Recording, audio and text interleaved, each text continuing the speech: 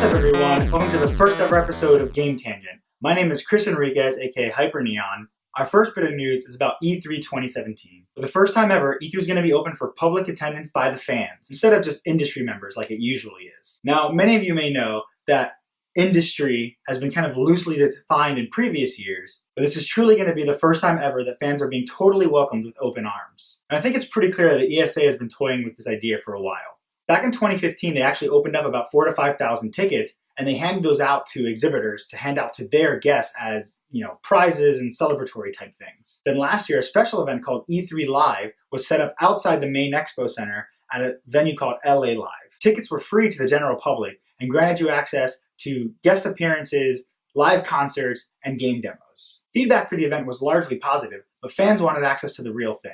I mean, who wouldn't? The good news here is that exhibitors themselves also wanted more access to the fans, so the ESA has opened up about 15,000 tickets to the general public. Now I'm really excited about this, not only because this is going to be the first time that I'll be attending E3, but also because I think it's going to be really good for the show itself. The show has been slowly shrinking over the past few years, as some of the companies have decided to pull out for various reasons. Most notably, EA and Activision both skipped the show entirely last year, although EA did hold its own separate event called EA Live off-site during the same time. I think this is a really good move by the ESA. The exhibitors want access to the fans, and the fans have literally been chomping at the bit to get into this show for decades. The exhibitors don't need to spend exorbitant amounts of money to build these larger-than-life booths just to court retailers anymore. They can and already are marketing directly to the consumer. If E3 starts to bring in a ton of fans instead of just industry insiders, I think it's going to go a long way towards bringing the companies back to the show and restoring it to its former glory. The one downside here is that the already long lines that you always hear so much about are only going to get longer, which will make it much harder for the press to get access to the games that they want to cover. Well-connected sites and reporters should still have no problem getting to the front of the lines or behind closed doors, however. So in this case, I think the pros greatly outweigh the cons. My take is that if you can afford it, especially if you're in the area where you don't need to buy plane tickets or a hotel, then you should definitely go.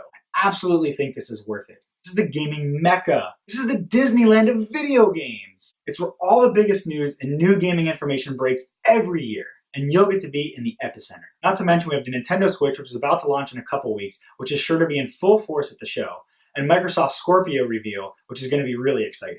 With no guarantee that the show will also be open next year, even though I think it's probably really likely, you should jump on the opportunity and head to E3 with me. Alright, so here are the details. Tickets went on sale on February 13th, and you can register online at e3expo.com.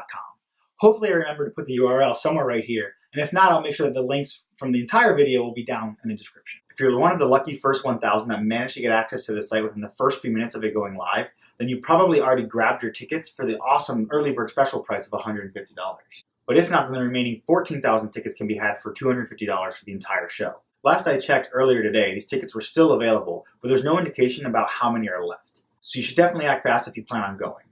That price is pretty high compared to game conferences held elsewhere. Heading to any of the PAX conferences will cost around $110 to $160 for the entire show, as long as you buy them firsthand. And tickets to the world's largest games conference, Gamescom in Cologne, Germany, will only cost you around $50 US for the entire conference. It's also important to note that tickets to E3 will only grant you access to the expo show floor and the various panels and discussions in the conference halls. More than likely, these tickets will not grant you access to the various press conferences, since those are technically not associated with E3 and are generally held before the conference even starts. Even though the E3 tickets come at a pretty steep price, given that it's the first year for open access, that you're basically getting access to an industry show, and there's a limited number of tickets available, I think it's well worth the price.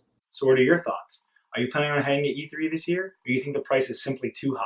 Let me know what you think in the comment section below. If you're interested in getting more of what Game Tangent is doing, then please help us get the word out by subscribing to the channel below and following us on Facebook and Twitter with the handle @GameTangent. If you want to join in on the conversation and have your thoughts and comments featured on this week's response video, or be a part of next week's video, then please be sure to send me your questions and comments in text or video format on Facebook, Twitter, and YouTube, or at the email address gametangent@gmail.com. Once again, my name is Chris Enriquez, aka Hyper Neon. Thank you so much for watching this first ever episode of Game Tangent, and we'll see you online.